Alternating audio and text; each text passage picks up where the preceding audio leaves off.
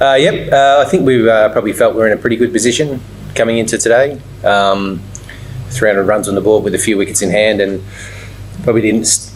Ideally, we would have liked to probably get another 40 or 50 this morning. Didn't work out that way, but look, I think if we had a bowled the way that we would have liked to, I think we probably could have been in a much better position. The bowling fell short today? I think the fast bowlers were excellent. Coming off an England series where they had a great series, I thought they continued that today in conditions that didn't really suit them. Spinners were probably just a little bit off.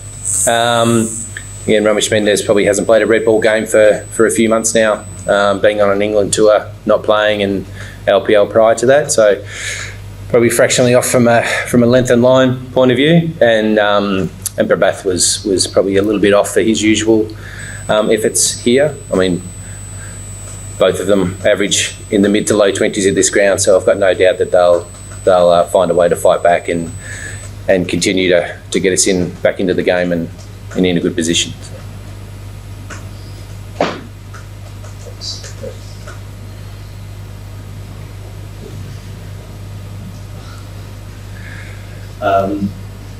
I mean, obviously, the league is now down to 50. What would be the mindset going into tomorrow? There were too many boundary balls as well. They were trying to sweep and reverse sweep quite a bit. What could the spinners do to sort of address the issue and launch back into the game? I think control of line and length, I think, is the first thing. We've got to be able to bowl the ball in the areas that we need to, and I think if we do that, there's enough in this wicket. We know here the game can speed up very quick at the back end, so we could be 1 or 2 wickets away from having a first innings lead. So we'll certainly be going into tomorrow's game, trying to get early wickets, and hopefully we can go through them in a hurry and ideally end up with a lead. But if not, then not much of a target to catch up. We saw a lot of shot making from the England batters, from playing a lot of sweeps versus especially. How much harder is it for bowlers to kind of settle against batters who are trying to score against you like that? Yeah, it is difficult, but it also it creates opportunities in there as well. But I thought they played very well. I know they've had some success in subcontinent, but they've also had their challenges in the subcontinent, and I think they've gone away and worked very hard on their batting in these conditions. And some of them have struggled at this ground in particular, and I know that they're quality players, and they would have put a lot of time into how they can score runs at this ground. And I thought they batted really well.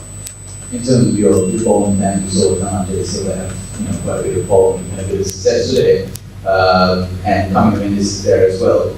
When you kind of plan for a match at Galle, how much are they kind of in the nets bowling, and how much are you expecting them to bowl in a test innings?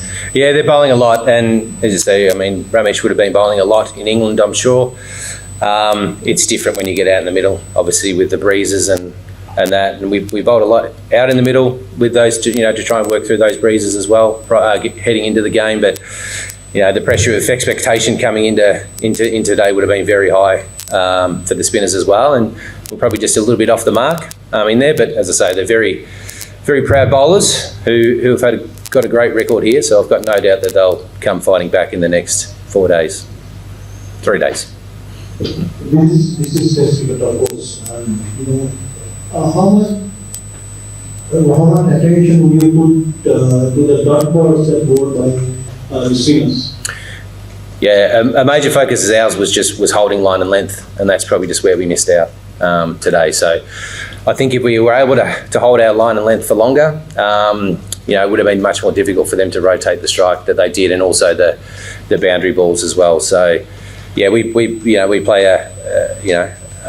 heavy attention to controlling the run rate in there, and we didn't do that today. So that's what we'll sit down and come up with some plans to try and do it. But no matter what the plan you have, you've got to be able to bowl the ball in the area you need to.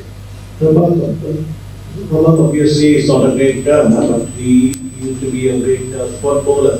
But today he bowled 15 overs before tea and bowled not a single maiden over. after the 15 overs he bowled, only 3 made no overs. So Yeah. your thoughts on that? Yeah, as I said, he was just fractionally off for Prabhath today, and as I said, he's a very proud man, and you don't average 21 at Galle for a reason. So, as I say, he'll work through it. He'll come back, and I've got no doubt he'll have a major impact on this Test match and the next one. Coach, coming when he said that one of the areas that he wants to, that he has been working really hard on is spin bowling. Can you just shed some light as to what exactly he has been doing?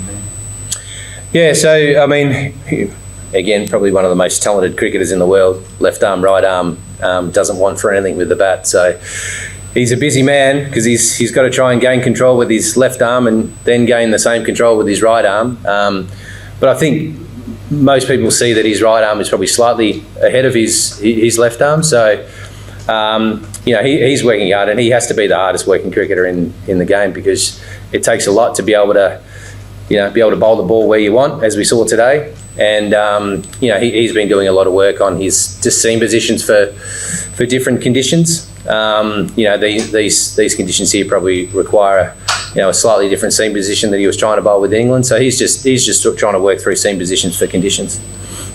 So just to follow up to that, have you ever coached a player that you're trying to figure out how to do as many things as some Mendes in terms of what they're trying to bowl? The lines are completely different when he's bowling with 2 different arms.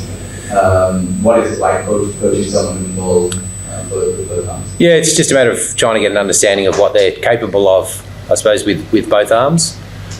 In there, he tends to bowl slightly quicker and more side spin with his left arm, and his right arm he can actually get a slightly better, more overspin and a slightly better shape with his right arm. So it's just understanding what he's capable of, and also, I mean, being probably soon to be one of the premier batsmen in the world, there's a lot of time that goes into his batting as well. So and then bat pad. He fields in the slips to the spinners on occasion as well. So he's got a lot of work to do. So it's just a matter of finding the time to be able to work on all of it. So I have coached a couple of ambidextrous spinners before, and it's quite similar in there too. They've also been batters as well, which makes it difficult because it's very hard to bowl spin in Test cricket with one arm, let alone 2 arms with the control that you need. So, but he's one of the hardest working cricketers in the team, so I've got no doubt he'll get there.